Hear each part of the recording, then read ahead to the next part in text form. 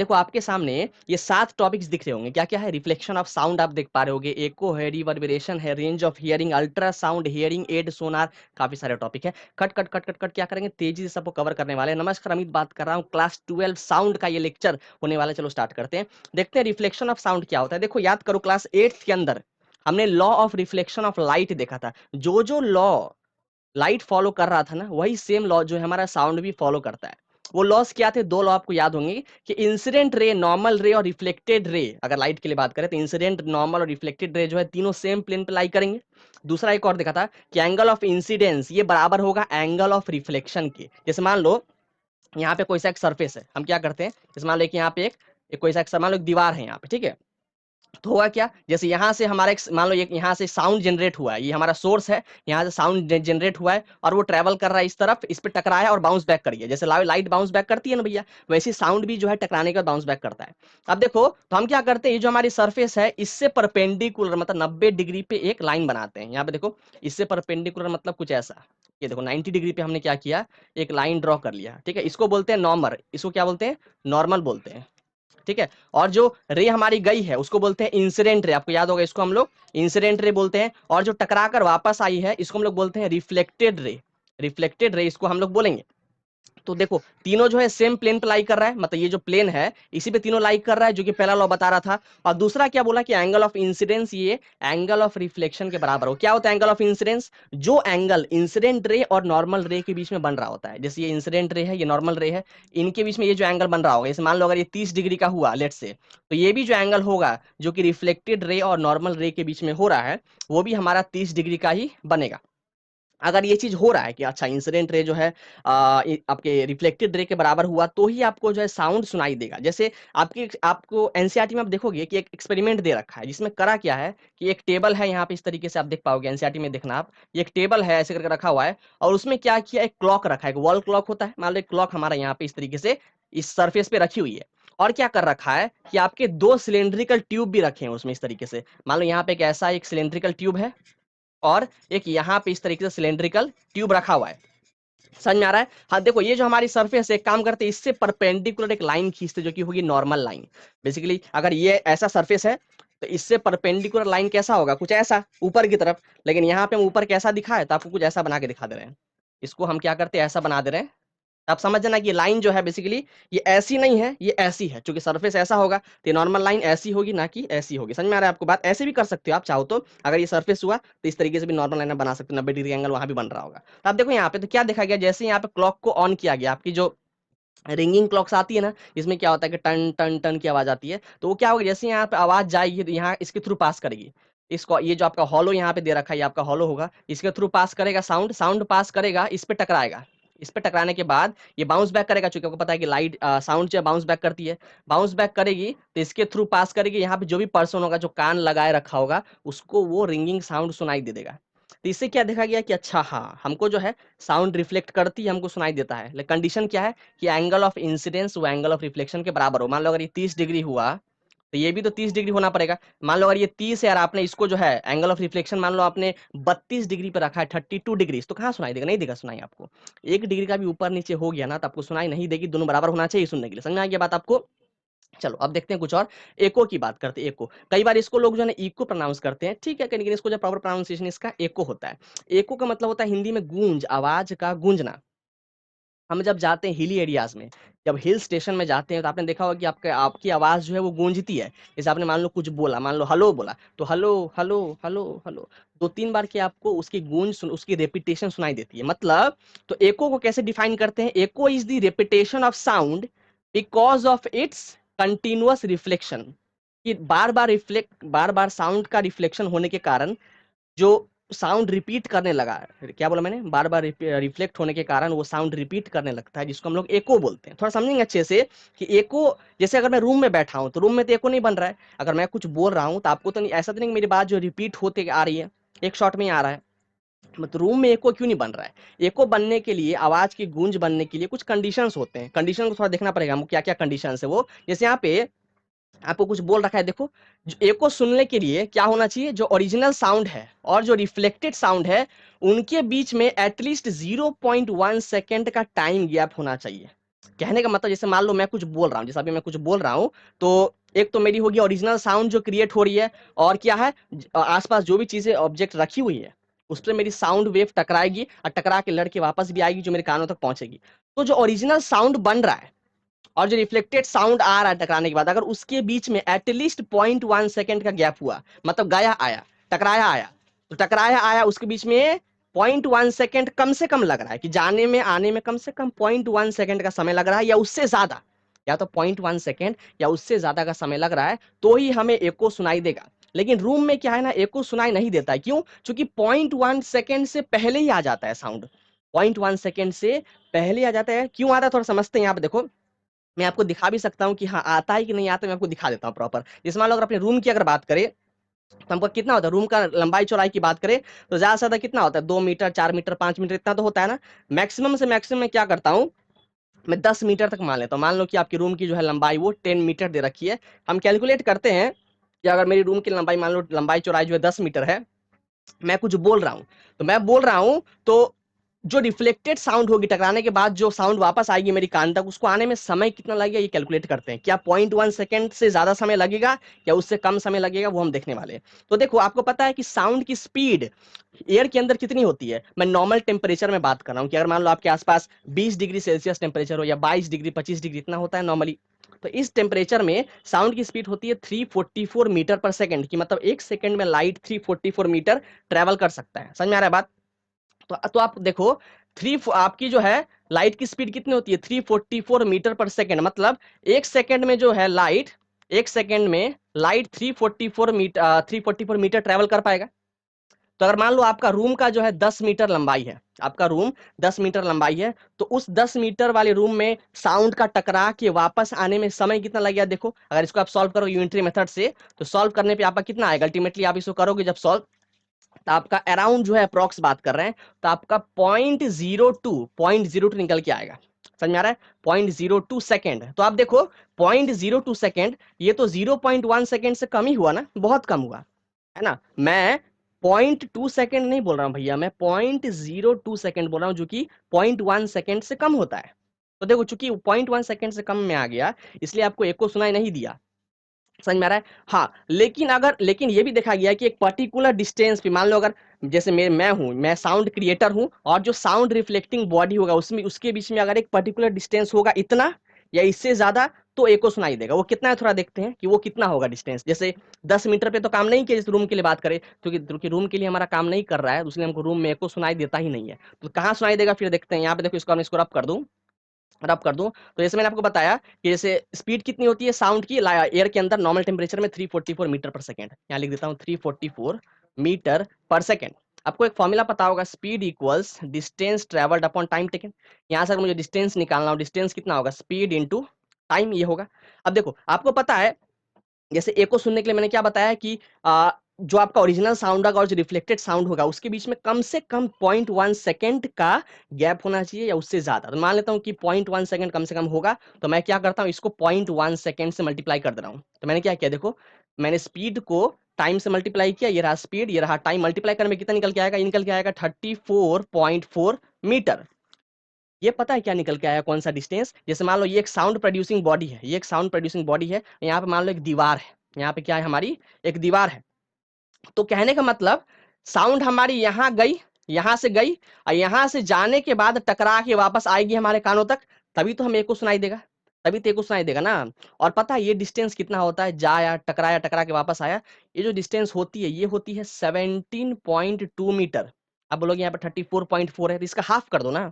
क्योंकि हमने जो निकाला है ये स्पीड ऑफ साउंड, और ये जो टाइम निकाला है 0.1 सेकेंड, ये टाइम जो है 0.1 सेकेंड, ये कब का है, ये साउंड जाके टकराए, टकरा के फिर वापस आए तब का है ना। मतलब जो भी आपकी डिस्टेंस निकल के आएगी उसको आप आधा करो भैया, उसको आप हाफ कर दो, तो 34.4 का 34 का हाफ होता है 17, 4 का हाफ होता है 2, तो 17.2 मीटर, मतलब साउंड प्रोड्यूसिंग बॉडी और जो रिफ्लेक्टिंग बॉडी है उसके बीच में अगर कम से कम 17.2 मीटर का दूरी हुआ या उससे ज्यादा, तो ही आपको एको सुनाई देगा। इसलिए आपको रूम के अंदर एको सुनाई नहीं दे रहा है, क्योंकि आपके आसपास जो भी ऑब्जेक्ट रखे हैं वो 17 मीटर आपसे दूर नहीं है, 5 मीटर 4 मीटर 3 मीटर, इतना ही आपके मैक्सिमम दूरी पे। समझ में आ रहा है बात आपको?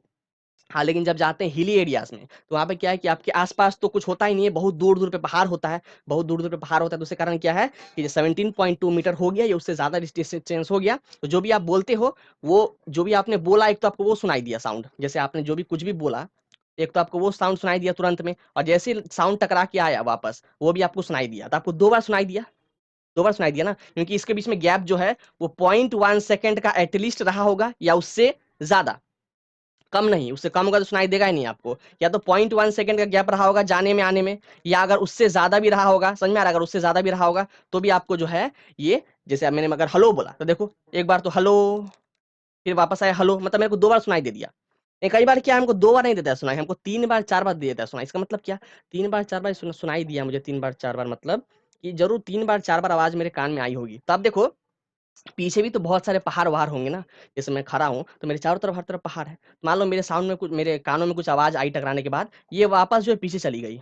ये आवाज़ जो है चूँकि बहुत सारा रेज़ निकल रहा है ना भैया साउंड का, तो कुछ रेज़ जो है पीछे भी चला गया और मेरे से 17.2 मीटर दूर और भी पहाड़ होगा पीछे में, 17.2 मीटर दूर और भी पीछे पहाड़ होगा। तो फिर उससे जब टकराएगा साउंड वेव, वापस टकरा के मेरे कानों में आएगा। तो देखो एक बार जब मैंने बोला हेलो, तो वो तो सुनाई दिया मुझे। जब वापस टकरा के आया या तो 0.1 सेकंड या उससे ज़्यादा टाइम में तो फिर सुनाई दिया मेरे को हेलो 2 बार हो गया। वापस जब साउंड 17.2 मीटर बाद जब टकरा के आ रहा है, तो वापस सुनाई दिया हेलो। फिर वापस जब मान लो ये साउंड फिर वापस यहाँ से गया, फिर वापस टकराया, फिर आया, फिर सुनाई दिया हेलो। तो कहने का मतलब जो ऐसा नहीं कि आपको हेलो जो है सुनाई देता है लगातार। 3-4 बाद आपको सुनाई देता है, उसके बाद सुनाई नहीं देता है। क्यों? क्योंकि साउंड की इंटेंसिटी लगातार घटती रहती है। जैसे-जैसे साउंड जो है किसी बॉडी पे स्ट्राइक करते रहता है और जैसे-जैसे वो अपना जर्नी ट्रैवल करते रहता है, तो उसकी क्या होती है इंटेंसिटी उसकी तीव्रता जिसे बोलते हैं। इंटेंसिटी उसकी लाउडनेस खत्म होती रहती है। आप खुद सोचो, जब आवाज़ गूंजती है, ऐसा नहीं होता है कि आपको कम एम्पलीट्यूड से ज़्यादा एम्पलीट्यूड का सुनाई दे। मतलब ऐसा नहीं ना होता है कि हेलो, हेलो, हेलो, हेलो आवाज़ बढ़ते हुए नहीं आपको आवाज़ घटते हुए सुनाई देता है। पहले आपका थोड़ा ज़्यादा होगा हेलो, हेलो, हेलो, हेलो वो घट रहा होता है क्यों? क्योंकि जब मल्टीपल रिफ्लेक्शन हो रहा होता है तो उस समय क्या है कि उसकी इंटेंसिटी खत्म होती जाती है और धीमे-धीमे करके वो इतना खत्म हो जाती है कि आपको और फिर फर्दर सुनाई नहीं देता है। समझ में आ रहा है बात आपको? तो आपने क्या देखा कि तो ये हो गया मल्टीपल एको, इसको क्या बोलते हैं मल्टीपल एको। देखो एक बार साउंड गया, जिसको हमको जिसका आवाज़ हमको सुनाई दिया और टकरा के आया वापस, या तो वो 0.1 सेकंड या उससे ज़्यादा समय रहा होगा, तो उतना ही एको था। मतलब 2 बार सुनाई दे दिया ना हमको एट लीस्ट 2 बार सुनाई दे दिया, वही उतना ही इको था और उसके बाद जब 3 बार 4 बार और सुनाई दे रहा है हमको उसके बाद, तो वो उसको बोलते हैं मल्टीपल एको। समझ में आ रहा है? वो हमारा बोनस है मतलब वो भी एको ही है। कम से कम 2 बार सुनाई दे दिया साउंड, तो उसी को हम लोग एको बोल देंगे। अच्छा 2 बार सुनाई दे ऑल्दो अगर 3 बार 4 बार सुनाई दे रहा है, तो उसको हम लोग क्या बोलते हैं कि हमको मल्टीपल एको सुनाई दिया। बात समझ में आ गई आपको? तो आपने क्या देखा कि एको सुनने के लिए जो है, जो साउंड प्रोड्यूसिंग बॉडी है और जो साउंड रिफ्लेक्टिंग बॉडी होगा, उसके बीच में कम से कम डिस्टेंस जो है 17.2 मीटर का या उससे ज़्यादा होना चाहिए, कम नहीं। समझ में आ रहा है बात? और हमारे कानों में जो है साउंड 0.1 सेकंड तक पर्सिस्ट करता है, रहता है। आपने देखा होगा कई बार कि एक साथ जो है बहुत सारा आवाज़ आता है कहीं न कहीं से, कि तुरंत-तुरंत जो है फटाफट-फटाफट एक ही बार में जो है 4-5 चीज़ें बज रही होती हैं, यहाँ ढोलक बज रहा है, शहनाई बज रहा है, वहाँ पे आपका मान लो कोई पियानो बजा रहा है, यहाँ पे कोई गिटार बजा रहा है। तो एक साथ इतनी सारी आवाज़ आती है, हम डिस्टिंग्विश नहीं कर पाते कि कौन-सा आवाज़ किसका है। हमको पता ही नहीं चल पाता है कि अच्छा इतना सारा आवाज़ आ रहा है, कौन-सा आवाज़ किसका है, कहाँ से आ रहा है, क्यों? क्योंकि 0.1 सेकंड से कम में ही जो है सारे आपके साउंड आ रहे हैं। हाँ, अगर 0.1 सेकंड के बाद अगर मान लो पहले गिटार का आवाज़ आया, वो पर्सिस्ट हुआ 0.1 सेकंड तक खत्म, उसके बाद फिर हमारा गिटार का फिर हमको जो पियानो का आवाज़ आया, 0.1 सेकंड तक रहा कानों में फिर चला गया, उसके बाद फिर हमको जो है मान लो तबला का आवाज़ आया, तो आपको जो है डिस्टिंग्विश कर पाओगे। लेकिन एक ही बार में सब आ जाए, तो 0.1 सेकंड से कम समय में सब आ जाए, तो आप जो है उसको इंडिविजुअली उसको आप जो है डिस्टिंग्विश नहीं कर पाओगे कि कौन-सा आवाज़ किसका है। बात समझ में आ रहा है आपको? हाँ। अब देखो यहाँ पे क्या बताया गया है for hearing distinct Eeco minimum distance जो बात की गई है सोर्स से लेकर रिफ्लेक्टिंग बॉडी का कितना होना चाहिए वो 17.2 मीटर एयर के अंदर। लेकिन अगर वाटर के अंदर बात करें तो ये कितना हो जाएगा 72 मीटर। मतलब अगर मान लो एक साउंड प्रोड्यूसिंग बॉडी है और यहाँ पे एक रिफ्लेक्टिंग बॉडी है पानी के अंदर, तो अगर आपको एको सुनना है, अगर आपको एको सुना है तो आप तो पानी के अंदर आप जो कुछ बोल रहे हो आपसे लेकर रिफ्लेक्टिंग बॉडी तक का डिस्टेंस कितना होना चाहिए 72 मीटर। देखो ऐसा क्यों हो रहा है आप इसको निकाल भी सकते हो। बेसिकली पानी के अंदर क्या होता है साउंड की स्पीड जो है कितनी होती है 1500 मीटर पर सेकंड। एयर में क्या था एयर में 344 मतलब कि एक सेकंड में जो है हवा में नॉर्मल टेम्परेचर के अंदर साउंड 344 मीटर ट्रेवल कर पाता है। लेकिन पानी के अंदर अगर बात करें तो साउंड की स्पीड कितनी हो जाती है वो होती है 1500 मीटर पर सेकंड। समझ में आ रहा बात आपको 1500 मीटर पर सेकंड आपकी होती है। तो इस तरीके से आप पानी के अंदर भी आप जो है निकाल सकते हो जो कि आपको निकल के आएगी 72 मीटर। ठीक है आगे देखते हैं यहाँ पे देखो अब बात किया गया है कि यहाँ पे जैसे कुछ कुछ और कंडीशन दिया गया कि आपको एको सुनने के लिए और क्या कंडीशन होना चाहिए। तो जो साउंड जो रिफ्लेक्टिंग बॉडी होगा, जो रिफ्लेक्टिंग बॉडी होगा उसकी जो होगी साइज, वो आपके साउंड वेव की वेवलेंथ से ज्यादा होगी। आप खुद सोचो, जैसे मान लो आप सोर्स हो और आपके आसपास जो साउंड रिफ्लेक्टिंग बॉडी है वो आपके आपसे या तो 17 मीटर के या उससे और दूरी में है। आपको लग रहा होगा मैं कुछ भी बोलूंगा तो मेरे को एको सुनाई देगा, लेकिन जो वो बॉडी है रिफ्लेक्टिंग बॉडी वो साइज में बहुत छोटा है। 17.2 मीटर या उससे ज्यादा दूरी पे तो है, लेकिन साइज में इतना छोटा है कि वो आपकी साउंड को जो है प्रॉपर रिफ्लेक्ट करवा ही नहीं पा रहा है, जिसके कारण कि आपको एको सुनाई देगा ही नहीं।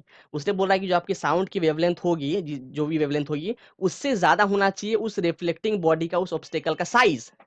और आप देखो, अगर मान लो हम ये मान लेते हैं कि 17.2 मीटर की दूरी पे आप और रिफ्लेक्टिंग बॉडी है या उससे ज्यादा दूरी पे, और साथ ही साथ उसका साइज भी बड़ा है रिफ्लेक्टिंग बॉडी का, लेकिन फिर भी अगर मान लो आप अगर धीमा धीमा बोल रहे हो कि आपकी आपकी इंटेंसिटी कम हो, इंटेंसिटी मतलब क्या होता है कि लाउडनेस है ना, आपको पता है ना भैया, हमने देख रखा है इंटेंसिटी क्या होता है कि जितना जोर से आप बोलोगे, जितना चिल्ला चिल्ला के उतनी आपकी इंटेंसिटी ज्यादा होती है। समझ में आ रहा है?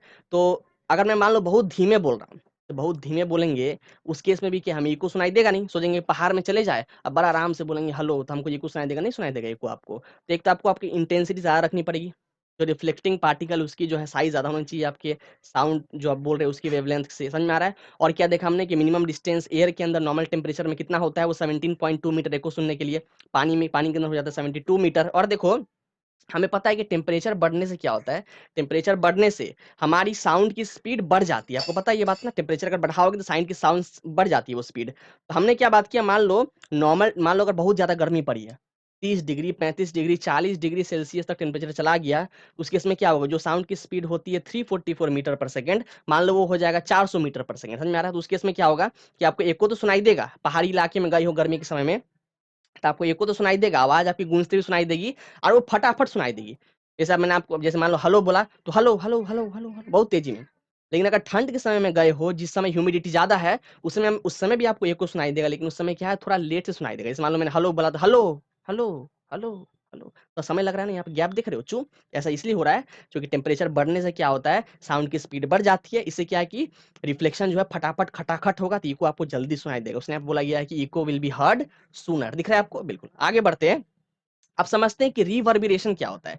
कई देखो आवाज की गूंजने को हमने देखा कि एको कहा जाता है, आवाज के गूंजने को रिवर्बिरेशन भी कहा जाता है, लेकिन ये वो वाला एको नहीं है ना। यहाँ भी आवाज गूंज रही है, लेकिन ये वो वाला गूंज नहीं है, ये दूसरा गूंज है। आपने देखा होगा जब रूम के अंदर होते हैं, इसमें रूम के अंदर हूँ, जैसे मान लो यहाँ से सारा सामान गायब कर दे, है ना, यहाँ पे जो भी चीज फ्रिज रखा है, रेफ्रिजरेटर रखा है, आपका एसी वेसी जो भी चीज रखी हुई है सब कुछ गायब कर दे, यहाँ से रूम पूरा खाली कर दे भैया, तब मैं जो भी कुछ बोलूंगा तो आप देखोगे कि वो थोड़ा लंबे समय तक खींचेगा वो। जैसे मान लो मैंने हेलो बोला, आपने क्या देखोगे हेलो, थोड़ा लंबे समय तक खींचता है। यहाँ पे मैं रिपीट होने की बात नहीं कर रहा हूँ कि मैंने हेलो बोला तो हेलो हेलो हेलो 2 बार 3 बार सुनाई दिया, नहीं। जो भी मैंने बोला वो एक ही बार थोड़ा लंबे समय तक रिपीट होता है। और आपने देखा होगा कि जैसे जैसे मैं मान लो रूम का साइज बढ़ाते जाऊं, मैं रूम का साइज बढ़ाते जाऊंगा तो उससे क्या होगा कि हमारी जो है वो ज्यादा देर तक साउंड परजिस्ट करेगी, ज्यादा देर तक साउंड ठहरेगी। जैसे मान लो मैंने हेलो बोला, रूम काफी बढ़ा दिया, रूम का साइज खाली भी है रूम और काफी बड़ा भी है, तब मैंने बोला हेलो, उसमें क्या उस केस में क्या होगा, हेलो ऐसे होगा हेलो। देख रहे हो लंबे समय तक खींचता है साउंड को, आप ट्राई कर सकते हो। इसी चीज को बोलते हैं रिवर्बिरेशन। इसको साउंड का गूंजना भी बोलते हैं, इंग्लिश में इसका एक और नाम है। इस गूंजने को आप एको नहीं बोलना, इस गूंजने को आप बोलना रिवर्बिरेशन। समझ में आ रहा है? वहां पे आपने क्या देखा था कि इको सुनने के लिए 17.2 मीटर या उससे ज्यादा का डिस्टेंस होना चाहिए सोर्स और रिफ्लेक्टिंग बॉडी के बीच में। यहाँ पे ऐसा कुछ नहीं है। आप खुद सोचो ना, जिस रूम में आप हो, क्या आपके और रिफ्लेक्टिंग बॉडी जो कि वॉल है उसके बीच में क्या डिस्टेंस 17.2 मीटर का है या उससे ज्यादा है? नहीं है। तो रिवर्बरेशन क्यों होता है? क्योंकि यहाँ पे मल्टीपल रिफ्लेक्शन हो रहा है साउंड का, मल्टीपल रिफ्लेक्शन। और जितना ज्यादा साउंड रिफ्लेक्ट करेगा, अच्छे सुनो जो मैं बोल रहा हूँ, जितना ज्यादा साउंड रिफ्लेक्ट करेगा उतना ही आपको रिवर्बरेशन ज्यादा सुनाई देगा। जैसे मान लो हो क्या रहा है समझा रहे हैं, जैसे मान लो ये एक रूम है, ये एक रूम है और यहाँ पे आप हो, यहाँ पे आप हो, आपकी जो है कहीं भी जो है दूरी वो 17.2 मीटर नहीं है। मतलब कहीं भी आप देख लो किसी भी तरफ जो है, मैक्सिमम से मैक्सिमम मान लेते हैं कि दूरी आपका कितना है, जैसे मान लो 7 मीटर है, मैक्सिमम मान लिया, 17.2 मीटर है ही नहीं। उस केस में आप जो भी बोलोगे, मान लो मैंने यहाँ से कुछ बोला, ठीक है, तो ये मेरी साउंड वेव्स निकल रही है, ये मेरी क्या है ऐसे ऐसे करके मैंने जो भी बोला तो मेरी साउंड वेव्स ये क्या है निकल रही है, वो टकराएगी, पहले इधर टकराई, फिर वो इधर टकराई, फिर इधर टकराई, है ना, फिर इधर टकराई, मान लो यहाँ भी है, तो उसके बाद फिर मेरे कानों में पड़ी। एक और साउंड वेव जो है वो ऐसे गया, इस पे टकराया, फिर इस पे टकराया, फिर मेरे कानों पे आ गया। एक और साउंड वेव जो है इस पे टकराया, इस पे टकराया, इस पे टकराया, मेरे कानों पे आ गया। तो आप देखो, अगर ये टकराना बढ़ जाए, अगर ये टकराना बढ़ जाए, साउंड का रिफ्लेक्शन बढ़ जाए, तब जाके मेरे कानों पे पड़े, तो उस केस में रिवर्बरेशन ज्यादा सुनाई देगा। आप खुद सोचो, अगर रूम छोटा हो, यहाँ पे आप हो, और दूसरे केस में रूम अगर बड़ा हो, है ना, रूम को बड़ा करते जाए, बड़ा करते जाए, तो आप सोचो रिफ्लेक्शन कब ज्यादा होगा। जाहिर सी बात है, जितना रूम बड़ा होगा उतना रिफ्लेक्शन ज्यादा होगा, तब वह कानों में आएगा। यहाँ पे क्या है, अगर रूम छोटा हुआ तो एक ही दो बार रिफ्लेक्शन हुआ, खट से कान में आ गया। लेकिन यहाँ पे क्या है, मान लो आपके पास से भी गुजरेगा यहाँ से, तब जाके टकरा के आया यहाँ पे कानों में। रूम जितना बड़ा होगा उतनी रिफ्लेक्शन ज्यादा होगी, और उस केस में रिवर्बरेशन आपको ज्यादा सुनाई देगा। तभी देखोगे जब रूम बड़ा होता है तो हलो जब बोलेंगे तो थोड़ा देर तक ठहरता है वो हलो। लेकिन रूम जब छोटा हुआ, सारी चीजें खाली कर दिए, तो हलो बोले तो हलो, बस इतना ही। समझ में आ रहा है बात आपको? अब देखो क्या होता है, मान लो अगर मैंने रूम बड़ा कर भी दिया, मान लो अगर रूम बड़ा है, सब कुछ खाली करके रख दिए हैं, लेकिन जो मेरी जो मान लो दीवार उवार जो भी है, उसको मैंने क्या किया, साउंड अब्सॉर्बिंग बॉडी से कवर कर दिया। जैसे मान लो सब कुछ जो है मैंने कुशन से, मैंने क्या किया, कॉटन से सब कवर कर दिया। कॉटन से या मान लो फोम से मैंने क्या किया, सारी दीवार को कवर कर दिया। रूम खाली है, बस दीवार को कवर कर दिया, सीलिंग को कवर कर दिया, फ्लोर को कवर कर दिया। उस केस में भी आपको रिवर्बरेशन सुनाई नहीं देगा। समझ में आ रहा है? ऐसा इसीलिए क्योंकि मैंने क्या बोला कि रिवर्बरेशन सुनने के लिए साउंड जितना ज़्यादा रिफ्लेक्ट करके आपके पास आएगा, तो ही आपको सुनाई देगा रिवर्बरेशन। समझ में आ रहा है? तो इसकी यहाँ पे क्या होगा, जब इस रूम में हर जगह लगा देंगे सॉफ्ट मटेरियल, तो सॉफ्ट मटेरियल की प्रॉपर्टी होती है कि वो साउंड को एब्जॉर्ब करता है, साउंड की एनर्जी को एब्जॉर्ब करेगा। तो चूंकि साउंड की एनर्जी को एब्जॉर्ब करता रहेगा, तो उसकी इंटेंसिटी घटती रहेगी, उसकी लाउडनेस घटती रहेगी, और वो ज़्यादा जो है ट्रैवल नहीं कर पाएगा। क्योंकि जैसे इस पे टकराया, उसकी जो 80% इंटेंसिटी खत्म हो गई, वापस इस पे टकराया तो उसकी जो 15-20% थी वो भी खत्म हो गई, फिर आपके पास जो है आएगा कानों में। तो यहाँ पे टकराना कम हो जाता है, क्योंकि साउंड एब्जॉर्बिंग बॉडी उसको एब्जॉर्ब कर रही है, उसकी एनर्जी कम कर रही है। उसीलिए कि आपने देखा होगा कि हम क्या करते हैं, रिवर्बरेशन कम करने के लिए क्या करते हैं कि आसपास जो है सॉफ्ट मटेरियल जो है, कुशन वगैरह जितना ज़्यादा हो, कर्टेन्स हो, मतलब जितनी भी नरम चीज़ें होती है उसको ज़्यादा रखते हैं, ताकि साउंड की एब्जॉर्प्शन ज़्यादा हो और रिफ्लेक्शन घटा दे। इससे क्या रिवर्बरेशन कम कर दे। तो आपने समझ लिया कि रिवर्बरेशन और एको, कई बार लोग एक ही समझ लेते हैं इसको। हमने क्या देखा, फिर से मैं सम अप कर दूं एक बार, कि एको सुनने के लिए, है ना, एको सुनने के लिए मिनिमम डिस्टेंस जो होना चाहिए सोर्स और रिफ्लेक्टिंग बॉडी के बीच में, वो होना चाहिए 17.2 मीटर एयर के अंदर, नॉर्मल टेम्परेचर में। मैं सब कुछ डिफाइन कर रहा हूँ अच्छे से, एयर के अंदर नॉर्मल टेम्परेचर में, पानी में नहीं, या अगर एयर में भी बोल रहा हूँ तो बहुत ज्यादा गर्मी या ठंड नहीं, नॉर्मल टेम्परेचर में बात कर रहा हूँ, तब 17.2 मीटर। ये ऊपर नीचे हो सकता है, आपको पता है, मैंने बात कर रखा है, ठीक है। और हमने क्या देखा कि हमने क्या देखा, 17.2 मीटर इसलिए रखा गया क्योंकि यही एक ऐसा डिस्टेंस है, यही जो कम से कम डिस्टेंस है, जिस समय जब साउंड क्रिएट हो रहा है और जब साउंड रिफ्लेक्ट होके आ रहा है, उसके बीच में कम से कम 0.1 सेकेंड का गैप हो पा रहा है, कम से कम, तभी जो है आपको एको सुनाई दे रहा है। लेकिन रिवर्बरेशन में क्या है, जो भी साउंड जितने बार भी रिफ्लेक्ट कर रहा है, जितने बार भी रिफ्लेक्ट करके कानों में आ रहा है, तो वो 0.1 सेकेंड से कम समय में ही आ रहा है। मान लो 10-15 बार भी अगर वो स्ट्राइक कर रहा है ना, 15-20 बार भी अगर रिफ्लेक्ट हो रहा है, कानों में आ रहा है, तो साउंड की स्पीड इतनी होती है भैया, 344 मीटर पर सेकंड। समझ रहे हो कि एक सेकंड में 344 मीटर साउंड कवर कर लेता है नॉर्मल टेम्परेचर के अंदर। आप सोचो, मान लो अगर 10-15-20 बार भी अगर वो रिफ्लेक्ट होकर यहाँ पे कानों में आ रहा है, तो वो 0.1 सेकेंड से कम समय में ही आएगा, उससे ज्यादा नहीं। उसीलिए हम इसको एको नहीं बोलते हैं, क्योंकि अगर ज्यादा होता, अगर 0.1 सेकेंड भी होता, तो भी हम इसको एको बोलते हैं, लेकिन उससे कम समय में ही आ जाता है। मान लो 0.001 होगा या 0.01 होगा, समझ में आ रहा है आपको बात, तो 0.1 सेकेंड से कम ही होगा। और आपने क्या देखा कि यहाँ पे कोई भी, आपने आप यहाँ पे क्या देखो कि वहाँ पे डिस्टेंस स्पेसिफाई था इको वाले में कि 17.2 मीटर मिनिमम होना चाहिए। यहाँ पे कोई डिस्टेंस वैसा नहीं है।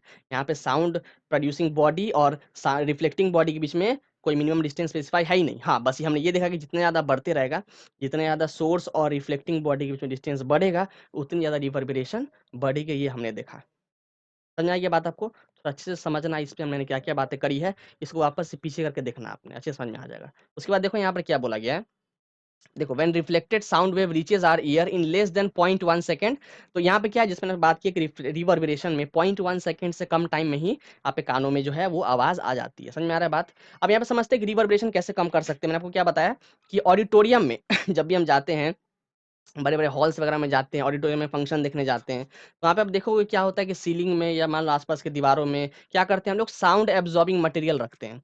कर्टेन्स रख दिया, पर्दा लगा दिया बहुत सारा, खूब सारा कुशन रख दिया। यहाँ पे फाइबर बोर्ड की बात की, फाइबर बोर्ड लगा दिया। वो क्या होता है, फाइबर बोर्ड लगाने से क्या होता है, साउंड को एब्जॉर्ब कर लेता है वो। यहाँ पे जो है ड्रेपरीज की बात करी गई है। ड्रेपरी क्या होता है भैया, बेसिकली कर्टेन होता है, कर्टेन कोई बोलते हैं ड्रेपरी, ठीक है ना। तो वो सब लगाने से क्या होता है कि हमारे साउंड एब्जॉर्ब हो जाएगी, और जितना अच्छे से साउंड एब्जॉर्ब होगी उतनी क्या उसकी रिफ्लेक्शन कम हो जाएगी, और साउंड की रिफ्लेक्शन जितनी ही कम होगी उतना ही रिवर्बरेशन घटता रहेगा। सिंपल सा है, इतना समझ में आ रहा है। जो सीट्स वगैरह भी होते हैं जिस पे आप बैठे होते हैं ऑडिटोरियम के, सीट्स वगैरह के भी ध्यान रखा जाता है कि वो साउंड एब्जॉर्बिंग मटेरियल का ही बनाया जाए। समझ में आ रहा है बात आपको। चलो अब यहाँ पे देखते हैं कि जैसा हमने क्या देखा कि एको के अंदर मल्टीपल रिफ्लेक्शन हो रहा है। हमने देखा ना, मल्टीपल रिफ्लेक्शन हो रहा है, धीमे धीमे कर क्या है, जितना बार वो टकरा रहा है उतनी उसकी इंटेंसिटी घटती रहती है। ये मल्टीपल रिफ्लेक्शन तो हो रहा है। हमने देखा कि रिवर्बरेशन के अंदर भी क्या है, मल्टीपल रिफ्लेक्शन हो रहा है। जितना ज़्यादा रिफ्लेक्शन होगा उतनी ही ज़्यादा हमको रिवर्बरेशन सुनाई देगी। समझ में आ रहा है। तो इसकी बहुत सारे यूजेस भी है।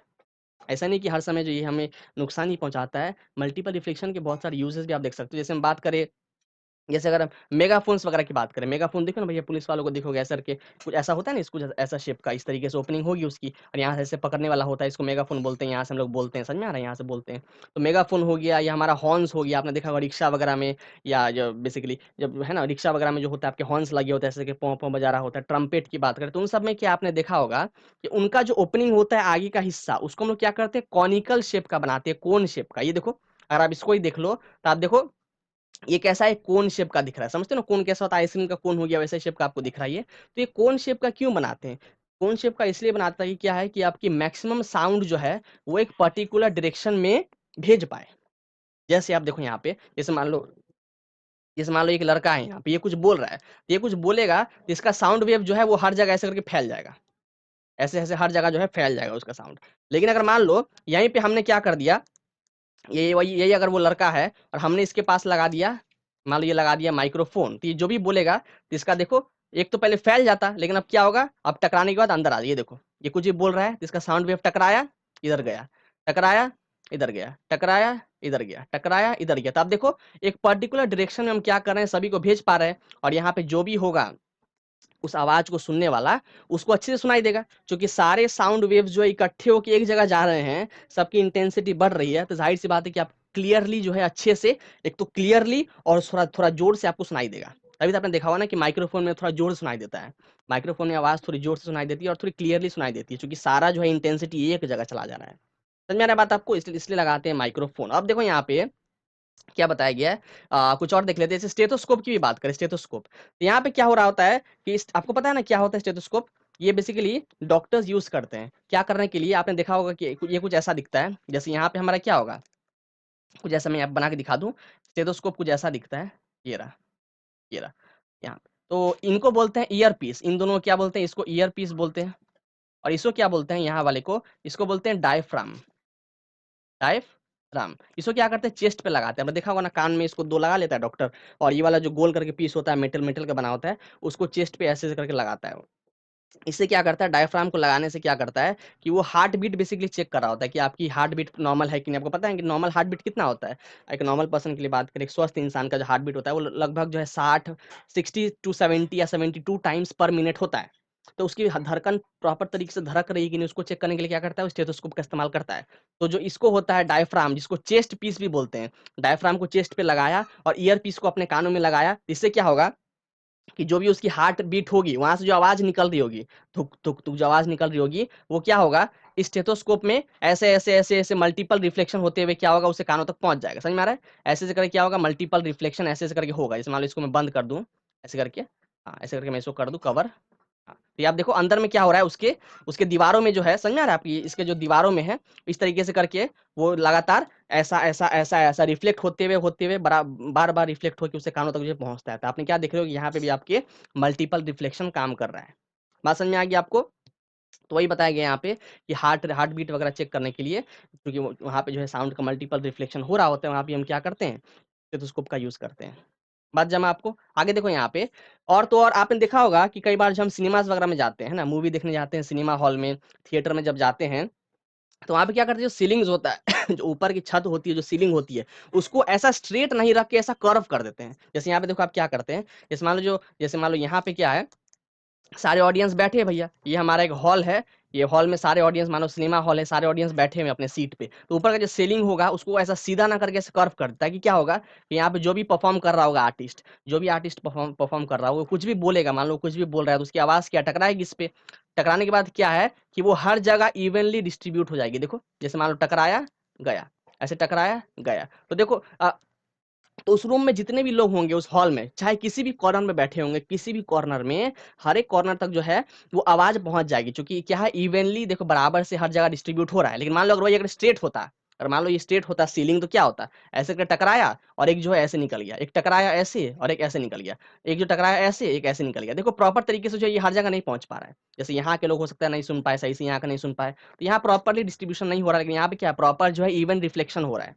इसलिए क्या करते हैं कि ऊपर की सीलिंग को ना हम बना देते हैं कर्व। तो यहाँ भी आप क्या दिख रहे हो, यहाँ पे मल्टीपल रिफ्लेक्शन हो रहा है ना भैया, टकराने के बाद साउंड रिफ्लेक्ट कर रही है, यहाँ भी मल्टीपल रिफ्लेक्शन काम कर रहा होता है। और तो आपने क्या देखा होगा कि हम क्या करते हैं कि पीछे में साउंड बोर्ड लगा देते हैं। कई बार जो आर्टिस्ट परफॉर्म कर रहा होता है उसके पीछे में लगाते हैं साउंड बोर्ड। जैसे एक तो हमने क्या देखा कि अच्छा साउंड बराबर से हर जगह पहुंच रहा है, मतलब साउंड हर जगह पहुंच रहा है, हर एक कोने तक। अब हमें ये भी इंश्योर करना है कि ऐसा नहीं हो कि जो लोग आगे बैठे हैं उसको आवाज ज्यादा सुनाई दे रहा है, ज्यादा जोर से, और जो पीछे बैठे हैं, जो कोने में बैठे हैं, उसको जो है धीमे धीमे सुनाई दे रहा है। ऐसा तो नहीं होता ना। आप देखोगे सिनेमा हॉल में जो लाउडनेस होती है भैया साउंड की, वो बराबर होती है हर जगह। ऐसा नहीं कि किसी कॉर्नर में जो है ज्यादा तेजी सुनाई दे रहा है, किसी में कम तेजी, ना बराबर होता है। ऐसा क्यों करता है, देखो ये ऊपर का कर्व करने से लाउडनेस हम सेट नहीं कर सकते। हो सकता है हमने ऊपर का कर्व कर दिया सीलिंग, साउंड हर जगह पहुंच तो रही है, हर जगह पहुंच तो रही है, हो सकता है कहीं पे जो है कम पहुंच रही है, कहीं पे ज्यादा पहुंच रही है, मतलब पहुंच तो रही है हर जगह, लेकिन कहीं पे कम पहुंचा, कहीं पे ज्यादा पहुंचा। तो जहाँ पे ज्यादा पहुंचा रिफ्लेक्ट हुआ, जहाँ पे ज्यादा वहां पे ज्यादा आपको जोर से सुनाई देगा, और जहाँ पे कम रिफ्लेक्ट हुआ वहाँ पे आपको धीमे धीमे सुनाई देगा। तो उसके इसमें क्या करते हैं, पीछे में लगाते हैं साउंड बोर्ड। जैसे मान लो ये हमारा ऊपर में सीलिंग कर्व कर रखा है, यहाँ पे सारे बैठे हुए हैं, और यहाँ पे जो भी आर्टिस्ट परफॉर्म कर रहा होगा उसके पीछे यहाँ पे क्या करते हैं, कुछ इस तरीके से एक साउंड बोर्ड लगाते हैं। ऐसा ये कर्व रहता है, साउंड बोर्ड भी ऐसा करके कर्व रहता है। तो होगा क्या, ये जो भी कुछ यहाँ से बोलेगा तो उसका साउंड वेव टकराएगा इस पे, साउंड वेव टकराएगा, और टकराने के बाद देखो क्या होगा, वो ऐसा पैरेलल हो जाएगा। बिल्कुल टकराने के बाद ये सारे कैसे हो जाएंगे, पैरेलल। अब देखो अगर मान लो साउंड अगर ऐसे निकल रहा होता, ऐसे अगर निकल रहा होता, तो जो नजदीक वाले ऑडियंस होते, जो इस आर्टिस्ट के नजदीक वाले ऑडियंस होते, उनको तो ज्यादा साउंड वेव पहुंच रहा है उनके तक, कानों तक, तो उनको जोर सुनाई देता। और जो यहाँ पे बैठे होते ऑडियंस, यहाँ वाले सब, उनको क्या है देखो कम साउंड वेव पहुंच रहा है, कानों में कम साउंड वेव पहुंच रहा है, तो उनको धीमे धीमे सुनाई देता। इसीलिए, लेकिन आप देखो अब चूंकि इवन डिस्ट्रीब्यूशन हो रहा है, तो कोई अगर इसके बहुत नजदीक बैठा है, कोई अगर बहुत दूर बैठा है, उसको भी क्या है कि बराबर जो है पैरेलल, बराबर अमाउंट में उसको साउंड वेव मिल रहा है। तो इंटेंसिटी हर जगह बराबर होगी। समझ में आ रहा है बात। तो इस तरीके से हॉल को डिजाइन किया जाता है। एक हमने साउंड बोर्ड देखा, पीछे में लगा देते हैं, और ऊपर में सीलिंग को भी कर्व कर देते हैं। तो अब क्या है, आराम से मजा लो, मूवी देखो, ठीक है। अब देखो यहाँ पे आप समझते हैं कि रेंज ऑफ हियरिंग क्या होता है। एक और एक नया टॉपिक, बहुत अच्छा टॉपिक है। देखो हमारी हर एक की ना एक सुनने की क्षमता होती है, हर एक इंसान की। जैसे जैसे अगर नॉर्मल इंसान की बात करें, हम फ्रीक्वेंसी देख रखे हैं ना, याद करो फ्रीक्वेंसी हमने देख रखा है क्या होता है। हमने क्या देखा था, जैसे फ्रीक्वेंसी की यूनिट होती है हर्ट्ज, उसको एच जेड से रिप्रेजेंट करते हैं। तो एक नॉर्मल पर्सन की हियरिंग रेंज कितनी होती है, 20 हर्ट्ज से लेकर 20,000 हर्ट्ज, इसकी बीच की फ्रीक्वेंसी वाली साउंड को सुन सकता है। अगर 20 हर्ट्ज से कम वाला साउंड हुआ, या 20,000 हर्ट्ज से ज्यादा फ्रीक्वेंसी वाला साउंड हुआ, तो उन दोनों ही केसेस में एक नॉर्मल पर्सन का ईयर उसको नहीं सुन पाएगा। साउंड तो क्रिएट हो रही है, 20 हर्ट्ज से कम वाला भी साउंड क्रिएट हो रहा है, 20,000 हर्ट्ज से ज्यादा वाला भी क्रिएट हो रहा है डेली लाइफ में हर दिन, लेकिन हमको सुनाई नहीं दे रहा है वो, क्योंकि हमारे हियरिंग रेंज के बाहर है। लेकिन आप देखो यहाँ बताया गया कि कुछ जैसे चिल्ड्रेंस जो बच्चे होते हैं भैया, न्यू बॉर्न बेबीज जो होते हैं, जो बच्चे होते हैं, जो 4 साल 5 साल के होते हैं, या कुछ एनिमल्स की बात करें जो कुत्ते वगैरह होते हैं, उनकी कैपेबिलिटी आप देखो यहाँ पे कितना होता है, 25 किलो हर्ट्ज। 1 किलो हर्ट्ज जो है 1000 हर्ट्ज के बराबर है। तो 25 किलो हर्ट्ज मतलब 25,000 हर्ट्ज। 25,000 हर्ट्ज आप देखो इस रेंज से बाहर निकल गया ना, इस रेंज से बाहर है। 25,000 20,000 से तो बड़ा ही होता है भैया। तो मतलब जो बच्चे होते हैं वो 25,000 हर्ट्ज तक वाले साउंड जो होते हैं उनको भी सुन पाएंगे, या कुत्ते भी सुन पाते हैं, हम लोग नहीं सुन पाएंगे। जैसे जैसे हम बड़े होते रहते हैं ना, वैसे वैसे क्या होती है कि हमारी फ्रीक्वेंसी, सुनने की फ्रीक्वेंसी घटते रहती है। एक 5 साल की सुनने की फ्रीक्वेंसी जो है एक 15 साल के लड़के से ज्यादा होगी।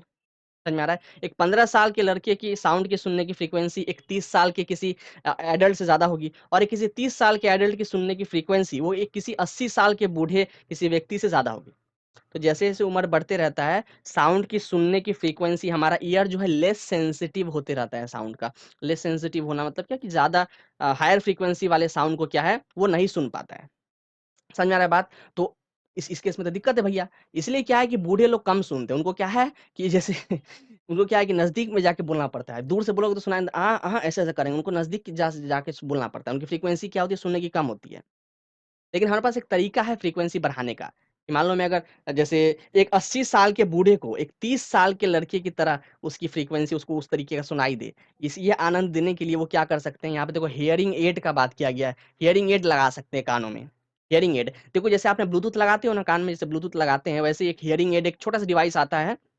या तो उसको कान में फिट कर लो या उसको पीछे की तरफ जैसे ब्लूटूथ लगाते हैं वैसे पीछे की तरफ लगा सकते हो। तो हियरिंग एड एक ऐसा डिवाइस है जो कि उन लोग के लिए बहुत अच्छा कारगर है जिनको कम सुनाई देता है। जिनको हियरिंग लॉस है या तो पूरा-पूरा डेफ है, वो पूरा-पूरा एकदम बहरे हैं या कम सुनते हैं, तो उन लोग के लिए हियरिंग एड डिवाइस आता है। कुछ ऐसा दिखता है कुछ तरीके का, है ना? कुछ इस तरीके का आपको जो है वो डिवाइस दिखता है। समझ में आ रहा है बात? आप चेक कर सकते हो, गूगल कर लेना हियरिंग एड कैसा दिखता है, तो आपको दिख जाएगा।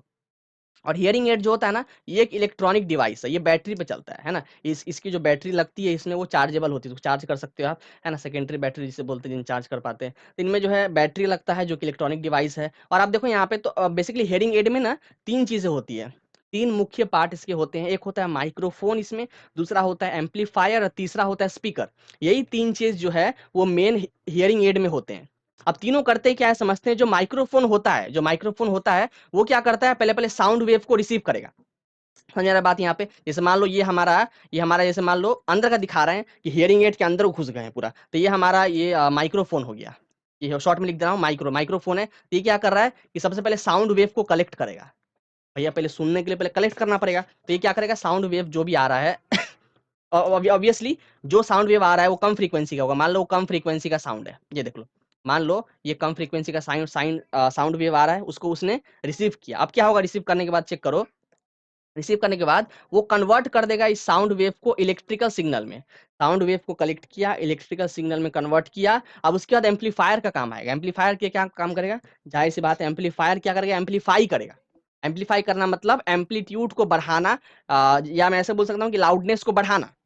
समझ में आ रहा है कि मान लो मैंने ज़ोर से नहीं बोला, मैंने धीमे से बोला, मैंने आराम से बोला, कम एम्पलीट्यूड में बोला, लेकिन क्या एम्पलीफायर लगा हुआ है उसके हियरिंग एड में, तो उसको क्या कर दिया, वो और लाउडर कर दिया। तो उसको क्या है, तो इलेक्ट्रिकल सिग्नल को क्या किया उसने, एम्पलीफाई कर दिया। तो यहाँ पे देखो अब क्या हो गया, अब जो ये साउंड वेव आया है इसके अंदर, वो देखो इलेक्ट्रिकल सिग्नल में कन्वर्ट हो गया। और इलेक्ट्रिकल सिग्नल का क्या हो गया, देखो आप यहाँ पे चेक करो, ये देखो कुछ ऐसा हो गया, देख रहे हो? तो यहाँ पे एम्पलीट्यूड बढ़ गया। क्योंकि आप देखो एम्पलीट्यूड क्या होता है, पीक होता है यहाँ से यहाँ का डिस्टेंस। आप चेक करो, पहले डिस्टेंस यहाँ से यहाँ तक का कम था, पहले कम था और अब ये बढ़ गया। चूँकि क्या हो गया, साउंड वेव का जो है एम्पलीट्यूड अब बढ़ चुका है। और ये काम किसने किया, हमारे एम्पलीफायर ने किया। अब क्या होगा इसके बाद क्या होगा अब जो एम्पलीफाइड इलेक्ट्रिकल सिग्नल है, वो जाएगा स्पीकर के पास। इसी में लगा होता है नीचे की तरफ एक स्पीकर। तो स्पीकर क्या करेगा, जो एम्पलीफाइड इलेक्ट्रिकल सिग्नल है, इसको वापस चेंज कर देगा वो साउंड में। वापस उसको क्या कर देगा, जो हमारे यहाँ पे लगा होगा, क्या लगा होगा, ये हमारी स्पीकर होगी। ठीक है, यहाँ पे एम्पलीफायर था बीच में, एम्पलीफायर था, ये हमारा स्पीकर है। स्पीकर क्या कर देगा, वापस इसको चेंज कर देगा साउंड वेव में, वापस इसको साउंड वेव में चेंज कर देगा। और अब जो ये साउंड वेव है, इसकी आप याद रखो, इसकी एम्पलीट्यूड ज़्यादा है। जो पहले आ रही थी साउंड वेव, उसकी एम्पलीट्यूड कम थी इस वाले की, लेकिन अब की एम्पलीट्यूड तो बढ़ गया है। अब साउंड वेव की एम्पलीट्यूड बढ़ गया है, तो उसके कानों में जो है, जिस पर्सन ने भी लगा रखा है, उसको साउंड सुनाई देगा ज़ोर से, अब अच्छे तरीके से। और तो उसकी जो हियरिंग प्रॉब्लम खत्म हो गई भैया। पहले उसको सुनाई नहीं दे रही थी, अब उसको जो है एक 30 साल के नौजवान की तरह उसको अच्छे तरीके से सुनाई देगा। हाँ, लेकिन ये हियरिंग एड थोड़ा महँगा आता है। ऐसे नहीं कि आपको आराम से जो है ₹100 ₹200 मिल जाएगा, थोड़ा-सा महँगा आता है ये, समझ में आ रहा है? तो चेक कर सकते हो आप, इसका प्राइसिंग वगैरह कितना है गूगल में, सब आपको दिख जाएगा। तो ये बात किया हमने हियरिंग एड का। अब थोड़ा देखते हैं कि इंफ्रासाउंड, जैसे मैंने आपको क्या बताया कि जो साउंड को हम सुन पाते हैं, हमने क्या देखा था, 20 हर्ट्ज से लेकर 20,000 हर्ट्ज, इस रेंज में अगर साउंड की फ्रीक्वेंसी है उसको हम सुन पाते हैं। लेकिन जो साउंड की फ्रीक्वेंसी 20 हर्ट्ज से कम होती है, उनको हम लोग इंफ्रासाउंड बोलते हैं, इंफ्रासोनिक साउंड। मान लो 15 हर्ट्ज, 10 हर्ट्ज, 5 हर्ट्ज। तो जो बेसिकली 20 हर्ट्ज से कम वाले साउंड जो होते हैं, वो फ्रीक्वेंसी वाले साउंड को बोलते हैं इंफ्रासोनिक साउंड। इनको हम सुन नहीं पाते हैं बिल्कुल। इनको कौन क्रिएट करता है, जैसे राइनोसोरस की बात करें, जो गेंडा होता है राइनोसोरस, वो इसको क्रिएट कर सकता है। बेसिकली एक राइनोसोरस जब दूसरे से कम्युनिकेट करता है, जब बातचीत करते हैं वो दोनों, वो लोग क्या करते हैं, यही 5 हर्ट्ज 6 हर्ट्ज इसी के आसपास वाले साउंड की फ्रीक्वेंसी से कम्युनिकेट करते हैं। इसलिए क्या है कि हमको राइनोसोरस की बातचीत बिल्कुल सुनाई नहीं देती है। और अगर बात करें वेल्स की, बात करें वेल हो गया या हाथी हो गया, वो लोग भी जो है इंफ्रासोनिक साउंड बेसिकली 10-15 हर्ट्ज इसी के आसपास वो भी क्रिएट करते हैं। वेल की बात करें, एलिफेंट की बात करें, तो ये इनकी भी आवाज हमको सुनाई नहीं देती है। सुनाई देती है कि नहीं सुनाई? बिल्कुल, व्हेल की, एलिफेंट की जो ये बातचीत कर रहे होते हैं, इनकी हमको आवाज़ सुनाई नहीं देती है। और अगर बात करें अर्थक्वेक की, जब भूकंप आ रहा होता है, तो जैसे ही भूकंप के आने से जस्ट कुछ मिलीसेकंड पहले ही हल्का-सा कंपन होता है, हल्का-सा। उस समय कुछ आपको पता है कि आवाज़ कब क्रिएट होता है? साउंड तब क्रिएट होता है जब कोई ऑब्जेक्ट, कोई बॉडी वाइब्रेट करे। तो जैसे हमारा अर्थ भी वाइब्रेट कर रहा है मान लो, तो जब सॉलिड वाइब्रेशन होता है, उससे पहले धीमे-धीमे वाइब्रेशन स्टार्ट होता है। जैसे-जैसे धीमे-धीमे शुरू होता है वाइब्रेशन, उस समय कुछ आवाज़ आता है। उस समय भी कुछ एक साउंड क्रिएट होता है, जो कि होता है इंफ्रासोनिक साउंड। हमें बिल्कुल सुनाई नहीं देता है। लेकिन कुछ एनिमल्स ऐसे हैं, जिनको ये सुनाई देता है। जैसे कुत्तों वगैरह की भी बात करें, कुत्ते भी जो है ना, ये इंफ्रासोनिक साउंड को सुन लेते हैं। समझे ना बात? तो जब अर्थक्वेक हो रहा हो या अर्थक्वेक आने से जस्ट पहले जब हल्का-हल्का कंपन हो रहा है ऐसा-ऐसा, उस समय जो साउंड क्रिएट हो रहा होता है, जो हमको बिल्कुल सुनाई नहीं देता है, वो होता है इंफ्रासोनिक साउंड। इससे क्या है कि कुछ एनिमल्स अर्थक्वेक आने के कुछ कुछ सेकंड पहले या कुछ मिलीसेकंड पहले ही अलर्ट हो जाते हैं कि भैया कुछ कुछ हिल रहा है, कुछ दिक्कत होने वाला है। समझ में आ रहा बात आपको? आप समझते हैं अल्ट्रासोनिक साउंड क्या होता है? जैसे हमने इंफ्रासोनिक की बात करी, वैसे साउंड जिनकी फ्रीक्वेंसी 20,000 हर्ट्ज से ज़्यादा होती है, वो सब होते हैं अल्ट्रासोनिक साउंड। ये हमको बिल्कुल सुनाई नहीं देते हैं। बिल्कुल सुनाई हमको नहीं देगा, चूँकि हमारे रेंज के बाहर है भैया। जो बैट्स होते हैं, चमगादड़ की बात करें या डॉल्फिन्स की बात करें, वो सब जो है ये अल्ट्रासोनिक साउंड को क्रिएट कर सकते हैं। अल्ट्रासोनिक साउंड एक नॉर्मल साउंड से थोड़ा अलग होता है। इको तो क्रिएट करेंगे ये। मान लो जैसे इको क्रिएट कर रहा था हमारा नॉर्मल साउंड, वैसे ही अल्ट्रासोनिक साउंड भी इको क्रिएट करेगा। कि अल्ट्रासाउंड एक बॉडी है हमारी, जो कि अल्ट्रासाउंड निकाल रही है, तो वो भी जब टकराएगी किसी रिफ्लेक्टिंग बॉडी से, वापस जो आएगी 17.2 मीटर बाद, तो वहाँ भी आपको इको जो है सुनने को मिलेगा। समझ में आ रहा है? तो दोनों ही केस में आपको, या तो हम ऑर्डिनरी साउंड की बात करें, बेसिकली जो आपके जो हियरिंग रेंज रेंज वाले साउंड हो गए, या अल्ट्रासाउंड हो गया, तो ये सब जो है इको क्रिएट कर सकते हैं। समझ में आ रहा है बात आपको? यहाँ पे एक आपके एनसीईआरटी में दिया हुआ नहीं है, थोड़ा-सा बात कर लेते हैं वो, जिसको डिफ्रैक्शन बोलते हैं। जैसे मान लो एक नॉर्मल साउंड की, एक ऑर्डिनरी साउंड की बात करते हैं, एक ऑर्डिनरी साउंड, और एक बात करते हैं हम लोग अल्ट्रासोनिक साउंड की। तो जो ऑर्डिनरी साउंड होगा, वो जैसे मान लो यहाँ पे, जैसे मान लो कोई ऑब्स्टेकल है, तो यहाँ से अगर कोई ऑर्डिनरी साउंड निकल रहा है, ऐसा निकल निकल रहा है, तो क्या होगा, इस पे टकराने के बाद वो क्या होगा, इसे कॉर्नर से बेंड हो जाएगा कुछ ऐसा। देखो, आप देख रहे हो थोड़ा बेंड हो गया, तो कॉर्नर से क्या हो जाता है, ये बेंड। लेकिन अगर बात करो अल्ट्रासाउंड की बात करें, इसकी फ्रीक्वेंसी भैया बहुत ज़्यादा होती है। आपको पता है 20 हर्ट्ज से ज़्यादा, मतलब 1 सेकंड में 20,000 से ज़्यादा बार ऑसिलेशन हो रहा है इसके साउंड का। समझ में आ गया बात आपको? और ये जो होता है ना अल्ट्रासोनिक साउंड, ये क्या होते हैं, यहाँ से बहुत कम बेंड होते हैं। यहाँ से देखो इस पे टकराया, और देखो इनका बेंड बहुत कम होता है बहुत कम, उसके मुकाबले बहुत कम होता है अल्ट्रासाउंड। इस प्रॉपर्टी को बोलते हैं डिफ्रैक्शन। तो हम क्या बोल सकते हैं कि ऑर्डिनरी साउंड जो होता है, जो नॉर्मल साउंड होता है, हियरिंग रेंज वाला साउंड, वो डिफ्रैक्शन ज़्यादा दिखाता है, लेकिन अल्ट्रासाउंड जो है वो डिफ्रैक्शन डिफ्रैक्शन कम दिखाता है। और आपने क्या देखा कि अल्ट्रासाउंड ज़्यादा होता है पावरफुल, क्योंकि इंटेंसिटी ज़्यादा है भैया, उसकी इंटेंसिटी ज़्यादा है, इसलिए ज़्यादा पावरफुल होता है, ज़्यादा दूर तक ट्रैवल कर सकता है as compared to ordinary sound. ज़्यादा दूर-दूर तक हमारी अल्ट्रासोनिक साउंड ट्रैवल कर सकती है, उसकी पावर पावर जो है ज़्यादा होती है ऑर्डिनरी साउंड से। बात समझ समझ में आई है? आगे देखते हैं, कुछ एप्लीकेशंस भी है अल्ट्रासोनिक साउंड के। बहुत सारे एप्लीकेशन आपको डे लाइफ में देखने को मिलेंगे। जैसे यहाँ पे बात किया गया है, जैसे मान लो कोई सा एक बॉडी है, जैसे मान लो एक मेटेलिक ब्लॉक का बात किया गया है। हमारे पास मान लो एक मेटेलिक ब्लॉक है, और हमको क्या है, चेक करना है कि कहीं उसके अंदर कुछ क्रैक वगैरह तो नहीं है भैया, कुछ दरार तो नहीं है। जैसे मान लो यहाँ पे ब्लॉक है, हमारे पास यहाँ पे एक मेटेलिक ब्लॉक है, ठीक है? कहीं पे मान लो कोई एक दरार हो, मान लो अंदर में कोई क्रैक है, क्रैक को हम लोग जो है फ्लॉ भी बोलते हैं। मान लो अंदर में कोई अगर क्रैक है, तो क्या करेंगे, पता करने के लिए कि क्रैक है कि नहीं, अल्ट्रासोनिक साउंड भेजेंगे। मान लो ये हमारी जो है, ये सोर्स है जहाँ से अल्ट्रासोनिक साउंड निकलेगा, तो यहाँ से साउंड जाएगा, ऐसे करके जा रहा है, ऐसे करके जो है साउंड, हमारी साउंड प्रोड्यूसिंग बॉडी है ये रहा, ऐसे करके साउंड जाएगा, जाएगा, यहाँ से भी जाएगा, यहाँ से भी जाएगा, ये सारे पास हो गए। लेकिन जहाँ पे हमारा क्रैक होगा, उस पे टकराने के बाद ये वापस इसी जगह रिफ्लेक्ट हो जाएगा। जैसे देखो, अल्ट्रासोनिक साउंड गया, टकराया, और वापस जो है सेम लाइन में रिफ्लेक्ट कर गया। तो इसको हम लोग क्या है, सेंस कर लेंगे, अच्छा यहाँ से जो है कुछ रेज़ वापस आ रहा है, टकराने के बाद वापस आ रहा है, मतलब ज़रूर अंदर में जो है फ्लॉ है, कहीं पे क्रैक है, उसको हमको सही करने की ज़रूरत है। समझ में आ गया? तो किसी भी क्रैक वगैरह को पता करना हो, जो हमको नॉर्मल आँख से तो दिख नहीं रहा है, अंदर में कैसे दिखेगा कहाँ पे क्रैक है? नहीं दिखेगा। तो पता करने के लिए हम क्या करते हैं, साउंड वेव का यूज़ कर सकते हैं। समझ में आ गया बात आपको? आगे देखो, यहाँ बात किया गया है जैसे अगर हार्ट की बात करें, कि हमको चेक करना है कि हार्ट प्रॉपर्ली वर्क कर रहा है कि नहीं, तो वहाँ भी हम क्या करते हैं, अल्ट्रासोनिक वेव का, अल्ट्रासोनिक साउंड का यूज़ कर सकते हैं। ये क्या करेगा, ये जाके हमारे हार्ट से टकराएगा, अल्ट्रासोनिक साउंड जो है जाके हार्ट से टकराएगा, टकराने के बाद क्या होगा, बाउंस बैक होगा, रिफ्लेक्ट करेगा। समझ में आ गया? रिफ्लेक्ट करेगा, वही जो हमने बात की ना स्टेथोस्कोप, जो स्टेथोस्कोप की बात करी, वहाँ पे सेम चीज़ हो रहा है, यही चीज़। तो रिफ्लेक्ट करेगा और आपके कानों तक पहुंचेगा, आपको समझ में आ जाएगा कि अच्छा हार्ट बीट उसका प्रॉपर हो रहा है कि नहीं। इस चीज को बोलते हैं हम लोग इकोकार्डियोग्राफी। आपने देखा होगा कई बार जो है, जैसे मॉनिटर में हॉस्पिटल के अंदर जो मॉनिटर लगा होता है, उसमें आपकी हार्ट का शेप दिखता है कि हार्ट आपका कैसा धड़क रहा है, कैसा दिख रहा है, वो जो है इमेज फॉर्म होता है मॉनिटर में, और इस प्रोसेस को बोलते हैं हम लोग इकोकार्डियोग्राफी। एक और होता है अल्ट्रासोनोग्राफी, आपके एनसीईआरटी में दे रखा है। ये क्या होता है, जैसे इसमें भी हम क्या करते हैं कि अल्ट्रासोनिक साउंड को आपके बॉडी के अंदर भेजते हैं। उससे क्या होगा, जो भी आपके अंदर के ऑर्गन्स होंगे, मान लो आपका किडनी हो गया, आपका लीवर हो गया, है ना, आपका यूटेरस हो गया, या जो बेसिकली अल्ट्रासाउंड, ये अल्ट्रासोनोग्राफी कौन करवाती है, प्रेग्नेंट लेडी जो होती है वो ज्यादातर करवाती है। आपने सुना होगा ना, लोग बोलते हैं, प्रेग्नेंट लेडी लोग बोलते हैं कि मैं जा रही हूँ अल्ट्रासाउंड करवाने।